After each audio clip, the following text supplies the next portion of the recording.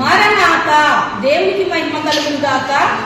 ఈ రోజు దేవుని వాగ్దానం 91వ కీర్తన 3వ వచనము. వేటగాని ఉరిలో నుండి ఆయన నిన్ను విడిపించును. వేటగాని ఉరిలో నుండి దేవుడు మనలను విడిపిస్తాడు. దేవుడు మనలను రక్షిస్తాడు.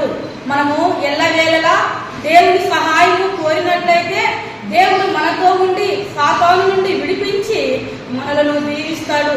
ఇట్టి కృపా దేవుడు మనందరిని దయచేయును గాక.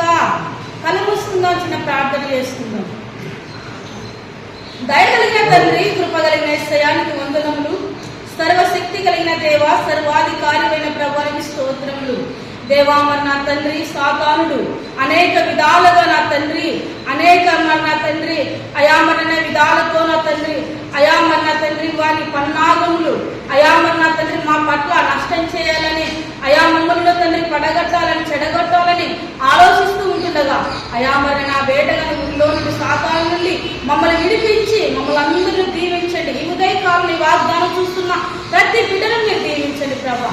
అయా ఎవరు ఏ అవసరంలో, ఏ అక్కర్లో, ఏ కష్టంలో, ఏ నష్టంలో, ఏ వేదనలో, ఏ శ్రమలో, ఏ దుఃఖంలో ఉంటున్నారో తండ్రి ప్రతి దాని నుంచి మీరు విడిపించి దీవించి మీరు మహిమ పొందుమని యేసు నామమున ప్రార్థిస్తున్నాను పరమ తండ్రి. ఆమేన్.